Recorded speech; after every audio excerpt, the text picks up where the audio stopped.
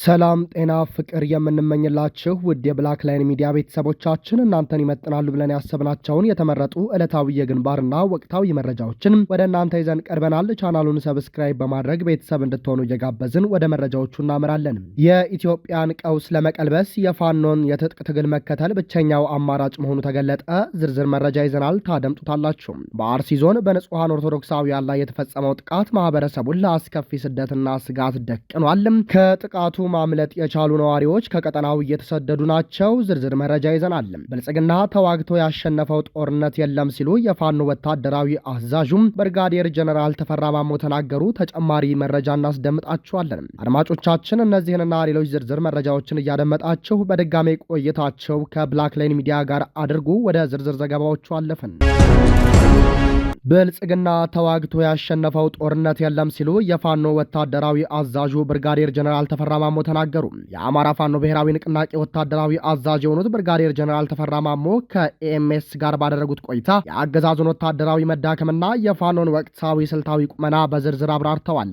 ጀነራሉ በአሁኑ ወቅት የብልጽግና ስርዓት ፍጹም በሆነ የሞራል ውድቀት ውስጥ እንደሚገኝና ተዋግቶ ያሸነፈው ምንም አይነት የጦርነት አውድ እንደሌለ አስገንዝበዋል። ብርጋዴር ጀነራል ተፈራ ማሞ በብልጽግና ደጋፊዎች በተለያዩ የብልጽግና የዲጂታል ሚዲያዎችም በቁጥጥር ስር መዋላቸውን አስመልክቶ የሚናፈሰው ወሬ ሙሉ በሙሉ ሐሰት መሆኑን በአሁኑ ወቅት ሙሉ ጤንነት ላይ እንደሚገኙና ወታደራዊ ስራዎቻቸውን ያለምንም እንቅፋት እያከናወኑ መሆኑን አረጋግጠዋል።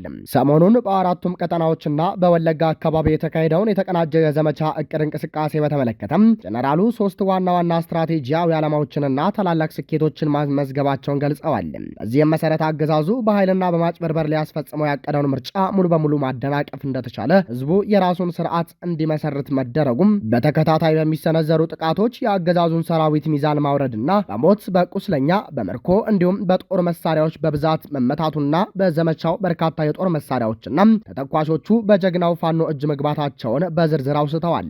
በቅርቡ ግንቦት 16 ቀን በባህር ዳርና በሌሎች አካባቢዎች በተደረገው ብርቱ ውጊያ የደቡብ እዝ ምክትል አዛዥ ብርጋዴር ጀነራል አስናቀን ጨምሮ ሁለት ከፍተኛ ኮሎኔሎች መሞታቸውን ወታደራዊ አዛዡ ይፋ አድርገዋል። በአሁኑ ወቅት ውጊያው በጥራትና በስፋት እየተካሄደ በመሆኑም የአገዛዙ ጀነራሎችና ከፍተኛ መኮንኖች በፋኖ ከበባ ውስጥ የመግባትና የመመታት እድላቸው እየሰፋ የመጣ ሲሆን አገዛዙ የደረሰበትን የሞራል ውድቀት ለመሸፈን ሲልም የእነዚህን መኮንኖች ሞት ደብቆና በሚስጥር መቅበር እንደሚመርጥ አያይዘው ተናግረዋል። ከዚህ በተጨማሪም የብልጽግና አገዛዝ በአገር ውስጥ የደረሰበትን ቀውስ ለመሸፈን የአገሪቱን ጎረቤቶች ከሆኑት ሀገራት ማለትም ከኤርትራ፣ ከሱዳን፣ ከግብጽ ጋር ወደ አላስፈላጊ የጦርነት ስጋት ትንኮሳ ውስጥ እየገፋ መሆኑን ጠቁመው የሱዳን መንግስት ኢትዮጵያን በኃይል ለመውረር ማቀዱን አስረድተዋል። ይሁን እንጂ የውጭ ኃይሎች ሳይመጡ የተባበሩት የአማራ፣ የኦሮሞ፣ የትግራይና የመላው ኢትዮጵያ ኃይሎችም እርስ በርስ በመተባበር ስርዓቱን በራሳቸው አቅም አጥፍተው እንደሚጥሉት በራስ መተማመን አስረድተዋል። ከምርጫው በኋላ አገዛዙ ፋኖን ለማጥፋት ሙከራ ዝግጅት እያደረገ ነው ስለሚባለው መረጃ የእዙ ወታደራዊ አዛዥ ብርጋዴር ጀነራል ተፈራ ማሞ ሲያብራሩም አገዛዙ የተለየ ጠንካራ ተዋጊ ኃይል እንደሌለው በየጊዜው በሚመለምላቸው በቂ ስልጠና የሌላቸው የኦሮሞ ወጣቶች የጋሻ ጃግሬነትና እጽ ኃይል እየተገፋ ለጦርነት እየተማገዱ መሆኑን ጠቅሰዋል። ሆኖም ፋኖ እንደ ወታደር አስፈላጊውን ዝግጅት ሙሉ በሙሉ አድርጎ ጠላትን እንደሚጠብቅና እንደሚያስተናግደው አረጋግጠዋል። ብርጋዴር ጀነራል ተፈራ ማሞ በማጠቃለያ መልእክታቸው የፋኖ እንቅስቃሴ በአማራ ክልል ድንበር ብቻ እንደማይወሰን መላው ኢትዮጵያ አገራቸው በመሆኑ ስርዓቱን ይበልጥ ማዳከም በሚያስችሉበት ማንኛውም ስፍራ ሁሉ እንደሚገኙ አስታውቀዋል። የኢትዮጵያ ሕዝብ ለዘላለም በኃይልና በፈላጭ ቆራጭ ጨቋኞች ከመገዛት አንድ ጊዜ ዋጋ ከፍሎ በነጻነት መኖር እንዳለበት የትግል ጥሪያቸውን አስተላልፈዋል።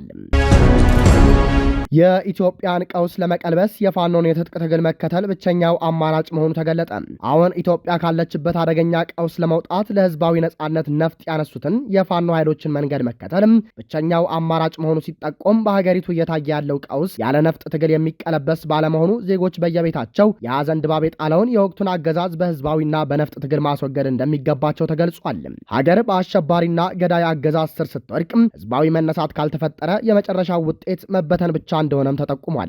በመሆኑም በአጉል ተስፋ መቀመጥ ተገቢ እንዳልሆነ ሲጠቆም በተለይም የአገሪቱ ወጣቶች የፋኖን የትጥቅ ዓላማ በመረዳት ሀገር ከመፍረስ ለመታደግና የአብይ አህመድን አገዛዝ ለማስወገድ እንዲረባረቡ ጥሪ ቀርቧል። በአርሲ ዞን በንጹሐን ኦርቶዶክሳውያን ላይ የተፈጸመውን ጥቃት ማህበረሰቡን ለአስከፊ ስደትና ስጋት ዳርጓል። ባለፉት ጥቂት ቀናት በአርሲ ዞን በተለያዩ ወረዳዎችና ቀበሌዎች ውስጥ በንጹሃን ኦርቶዶክሳውያን ላይ ያተኮረ አሰቃቂ ጥቃት መፈጸሙን ተከትሎ በአካባቢው ከፍተኛ የጸጥታ ስጋት መፈጠሩና በርካታ ነዋሪዎች ቀያቸውን ጥለው እየተሰደዱ መሆኑን ተገልጿል። በተለይም ታጣቂዎች ወደ መንደሮችና መኖሪያ ቤቶች በመግባት በንጹሃን ዜጎች ላይ የህይወት መጥፋት፣ የአካል ጉዳትና የንብረት ውድመት ማድረሳቸው ከአካባቢው የሚወጡ መረጃዎችም አሁንም እያመላከቱ ናቸው። የዓይን እማኞችና የተጎጂ ቤተሰቦች እንደገለጹት ጥቃቱ የተፈጸመው ሰላማዊ የህብረተሰብ ክፍሎች ባልተዘጋጁበት ሁኔታ መኖሪያ ቤታቸው ውስጥ እያሉ በድንገት ነው ብለዋል። በጥቃቱ ሳቢያ ህጻናትን፣ ሴቶችንና አረጋውያንን ጨምሮ በርካታ ንጹሃን ኦርቶዶክሳውያን ህይወታቸውን አጥተዋል። የንጹሃኑ መኖሪያ ቤቶች፣ የሰብል ምርቶችና የእንስሳት በረቶች ሙሉ በሙሉ እንዲቃጠሉና እንዲዘረፉ ተደርጓል። ከጥቃቱ የተረፉት በርካታ ነዋሪዎች የለበሱትን ብቻ ይዘው ወደ አቅራቢያ ከተሞችና ይበልጥ ሰላማዊ ወደሆኑ አካባቢዎች በመሰደድ ላይ ይገኛሉ። የኢትዮጵያ ኦርቶዶክስ ተዋሕዶ ቤተክርስቲያን አርቲስቶችና ከብልጽግና ጋር የነጻነት በአውደ ውጊያ ላይ ያለውን ፋኖን ጨምሮ አርቲስቶች ከህዝብ ጎን ነን የሚል ለህዝብ ቅርብና ታዋቂነትን ያገኙ ሰዎች በሙሉ ድርጊቱን እያወገዙ ይገኛሉ። የእምነቱ ተከታዮችና የሀገር ሽማግሌዎች የብልጽግና አገዛዝ ሀገር መምራትና ህግ ማስከበር የተሳነው ከመሆኑን ባሻገር ጭፍጨፋ ፈጻሚው ራሱ በመሆኑ ከዚህ ድርጊቱ እንዲቆጠብ አስረድተዋል። አሁንም ሰላማዊ ሰዎች በማንነታቸውና በሃይማኖታቸው ብቻ ተለይተው ቤታቸው ውስጥ እየተገደሉ ነው። ፈጣን ጥበቃ ካልተደረገልን መኖር አንችልም ሲሉ ድምጻቸውን ያሰሙ ነዋሪዎች ገልጸዋል። የህዝብ ተስፋ መቁረጥ ለሀገር ህልውና አደጋ አለው ሲል ጋዜጠኛና ደራሲ ይስሐቅ አበበ ተናገረ። በአሁኑ ወቅት በኢትዮጵያ እየታየ ያለው የሰላም እጦት፣ የዜጎች መታገትና የኑሮ ውድነት ህዝቡን ለአስከፊ ምሬትና ተስፋ መቁረጥ እየዳረገው መሆኑንም ደራሲና ጋዜጠኛ ይስሐቅ አበበ ባወጣው ወቅታዊ ጽሑፍ ገለጸ። ደራሲው ተስፋ አታስቆርጡም በሚል ርዕስ ባሰፈረው ጽሑፍም በአሁኑ ወቅት በሀገሪቱ ጠዋት በሰላም የወጣ ዜጋ ማታ በህይወት ለመመለሱ ዋስትና የሌለበት የጭንቀት ቀውስ መፈጠሩን ገልጿል። በተለይም ሙሉ የህዝብ ማመላለሻ አውቶቡሶች በአደባባይ እየታገቱ የዜጎች ደብዛቸው እየጠፋ ባለበት ሁኔታ የመንግስትና የጸጥታ መዋቅሩ ትኩረት አለመሰጠትና ጉዳዩን እንደ መደበኛ ሰሞነኛ ወሬ መመልከት ህዝቡን ይበልጥ እያሳዘነው መሆኑን ጠቁሟል። በጽሁፉ ላይ በተለይ በአርሲና በተለያዩ የሀገሪቱ ክፍሎች በኦርቶዶክሳውያን በካህናትና በምዕመናን ላይ እየተፈጸመ ያለውን ተደጋጋሚ ግድያ በገዛ ቀያቸው እንደ በግ መታረድ ሲል የገለጸው ይስሐቅ የሀገር ውስጥ ሚዲያዎች ለውጭ ሀገር ክስተቶች ትኩረት በሚሰጡበት ልክ ለገዛ ወገኖቻቸው ሰቆቃ ድምፅ ለመሆን አለመቻላቸውን በጽኑ ተችቷል። ደራሲው ለአስተዳዳሪዎችና ኃላፊነት ላለባቸው አካላት ባስተላለፈው መልእክቱ ላይ ህዝብ ተስፋ ከቆረጠ ሰላምና ሞት እኩል ስለሚሆኑለት የትኛውም የታጠቀ ኃይል ፊት ለፊቱ ሊቆም እንደማይችል ገልጿል። በመሆኑም መንግስት የስሙላ ስብሰባዎችንና ከንቱ መግለጫዎችን በመተው የዜጎችን ህይወትና ደህንነት የማስከበር ታሪካዊ ግዴታውን በአስቸኳይ እንዲወጣና የህዝቡንም ባንድ ያብስ ጥሪ አቅርቧል።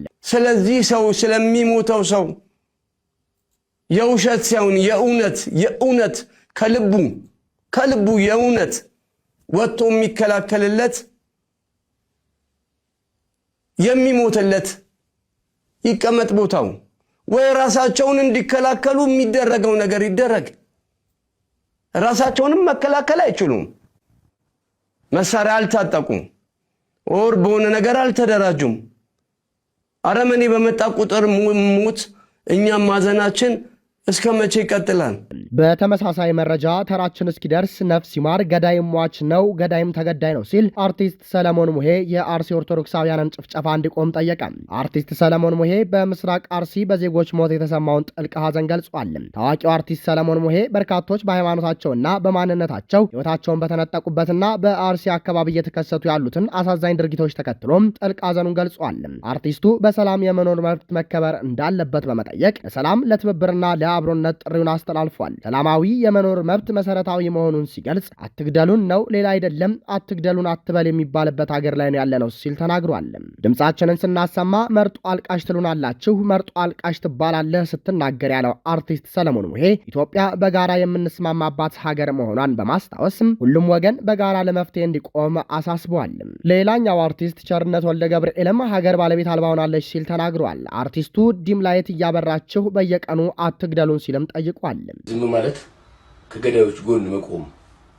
የሚሰማ ፈጣሪ አለ፣ የሚያይ ፈጣሪ አለ፣ የሚፈርድ ፈጣሪ አለ። ማንም ጽዋውን ሳያወራርድ፣ ማንም የሰራውን ስራ የበደለውን በደል ሳይክስ ወደ ላይኛው ዓለም እንደማይሸጋገር እንደ ክርስቲያን አምናለሁ።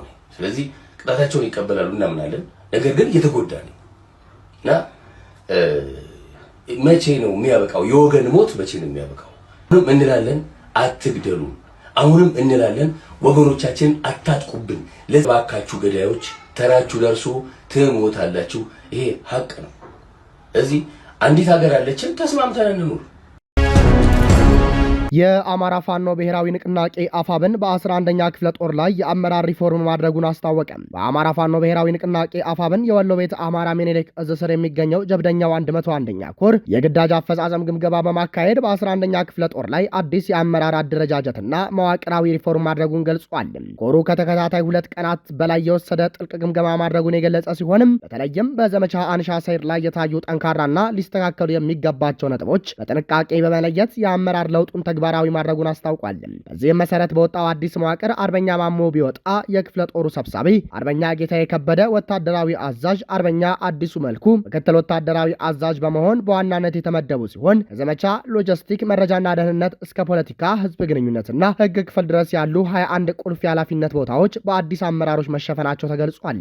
የ101ኛ ኮር ሚዲያና ኮሚኒኬሽን መምሪያ ባወጣው በዚህ መረጃ ላይ የአማራ ህዝብ የህልውና ተጋድሎ መዳረሻው ድልና ነጻነት እስኪሆን ድረስ በተባበረ ክንድ ተጠናክሮ እንደሚቀጥልም መልእክቱን አስተላልፏል። ሰሞኑን የተካሄደው ምርጫ የህዝብን ድምፅ ያላከበረና ከቀድሞ የኢህአዴግ የጥርነፋና የ99.9 በመቶ የጥቅለላ ባህሪ ያልተላቀቀ የጨረባ ምርጫ ነው ሲል ትብብር ለኢትዮጵያ አንድነት ገለጸ። ትብብሩ የሰሞኑን ምርጫ አስመልክቶ በሰጠው መግለጫ ድርጅቱ ወደ ምርጫው የገባው የነበሩት ጉድለቶች እያወቀ የአገዛዙን ገመና በተጨባጭ ለማጋለጥና የሀገር ችግሮች በውይይት መፈታት አለባቸው በሚል እሳቤ እንደነበር አስታውሷል። ይሁን እንጂ ሂደቱ የሀገሪቱን ውስብስብ ችግሮች ከድጥ ወደ ማጡ የሚወስድ እንጂ ዲሞክራሲን የማያዋልድና መፍትሄ የማያሰጥ መሆኑን ገልጿል። በትብብሩ ስም በማንኛውም መልኩ ወደ ምክር ቤት የሚገባ እጩ ቢኖርም ፍጹም ተቀባይነት እንደሌለው ድርጅቱ በጠንካራ ሁኔታ አስታውቋል። አገዛዙ የስልጣን ምንጭ ህዝብ መሆኑን አውቆ የህዝብን ድምፅ እስኪያከብር ድረስ ትግሉን አጠናክሮ እንደሚቀጥልና በቅርቡ ህዝባዊ ሰላማዊ ትግል ለመጀመር የተሟላ መግለጫ እንደሚሰጥም ጠቁሟል። በመጨረሻም ዓለም አቀፉ ማህበረሰብና የዲፕሎማቲክ አካላት ለምርጫው እውቅና ከመስጠት እንዲቆጠቡና አገዛዙ ከፖለቲካ ኃይሎች ጋር ወደ ድርድር እንዲመጣ ግፊት እንዲያደርጉ ትብብሩ ጥሪ አቅርቧል። በሶማሊያ በተካሄደ የተቀናጀ ዘመቻ ከፍተኛ መሪውን ጨምሮ 28 የአልሸባብ ታጣቂዎች መሞታቸው ተሰማ። የሶማሊያ መንግስት የጸጥታ ኃይሎች ከዓለም አቀፍ አጋሮቻቸው ጋር በመተባበር በሂራንና በመካከለኛው ሸበሌ ክልሎች በወሰዱት የተቀናጀ እርምጃ አንድ ከፍተኛ መሪን ጨምሮ 28 የአልሸባብ ታጣቂዎችን መግደላቸውን አስታውቀዋል። በኢራን ክልል በተካሄደ የአየር ድብደባ በቡሎ ቡርዴና ጃላላክሲ ወረዳዎች የሽብር ጥቃቶችን በመምራት ረገድ ቀጥተኛ ሚና የነበረው ከፍተኛው የአልሸባብ መሪ አብዱርሃማን አብዲ ሙደሊብ ከሌሎች 5 ታጣቂዎች ጋር መገደሉ ተረጋግጧል። በተመሳሳይ በመካከለኛው ሸበሌ ማሳጅድ አሊ ጋዱድ ከተማ አቅራቢያ ጥቃት ለመሰንዘር ሲዘጋጁ የነበሩ 23 ታጣቂዎች በደረሰ የመረጃ ጥቆማ መሰረትም በተወሰደ የታለመ እርምጃ ተወግደዋል። የሶማሊያ መንግስት ቡድኑን ሙሉ በሙሉ ለማጥፋት የሚያደርገውን ዘመቻ አጠናክሮ የቀጠለ ሲሆን የአፍሪካ ህብረት የድጋፍና የመረጋጋት ተልዕኮ አውሶም በበኩሉ በተባበሩት መንግስታት ድርጅት የጸጥታው ምክር ቤት ውሳኔ መሰረት የቆይታ ጊዜው ለተጨማሪ 1 ዓመት ተራዝሞም በአገሪቱ የጸጥታ ማስከበር እገዛውን በመስጠት ላይ ይገኛል። ከባህር ማዶ መረጃችን በሩሲያ ቁጥጥር ስር ባለው የዩክሬን ግዛት በአውቶቡስ ላይ በተፈጸመ የድሮን ጥቃት 7 ሰዎች መሞታቸው ተገለጸ። ሩሲያ በምትቆጣጠረው የዩክሬን ምስራቃዊ ዶኔትስክ ክልል ከሞስኮ ወደ ክሬሚያ ሲምፎንፖል ይጓዝ የነበረ አውቶቡስ ላይ ዛሬ ረቡዕ ማለዳ በተፈጸመ የድሮን ጥቃት የ7 ሰዎች ህይወት ሲያልፍ 11 ሰዎች መቁሰላቸውን የክሬምሊን ተሿሚ ዴኒስ ፑሽሊን አስታውቀዋል። ዩክሬን ስለተባለው የአውቶቡስ ጥቃት እስካሁን የሰጠችው አስተያየት የለም። በተያያዘ ዜና ሩሲያ ዓለም አቀፉን የኢኮኖሚክ ፎረም በምታዘጋጅበት በዚህ ዕለት በሴንት ፒተርስበርግ በሚገኝ የነዳጅ ማከማቻ ላይ ጥቃት መፈጸሙን የዩክሬን ፕሬዝዳንት ቮሎዲሚር ዜሌንስኪ አረጋግጠዋል። ሩሲያ በበኩሏ ሌሊቱን ብቻ ከዩክሬን የተነሱ 350 ድሮኖችን መታመጣሏን የገለጸች ሲሆን ከዚያ በፊት አንድ ቀን ቀደም ብሎ ማክሰኞ ዕለት ሩሲያ በዩክሬን ከተሞች ላይ በሰነዘረችው ጥቃት ህጻናትና ሴቶችን ጨምሮ ቢያንስ 22 ሰዎች መሞታቸው ተገልጿል። ክቡራንና ክቡራት አድማጭ ተመልካቾቻችን ለሰዓቱ የነበረን የዜናና የመረጃ ስርጭታችን ይህንን ይመስላል። ቻናሉን ሰብስክራይብ በማድረግ ቤተሰብ እንድትሆኑ ጋበዝን። ጤና ይስጥልን።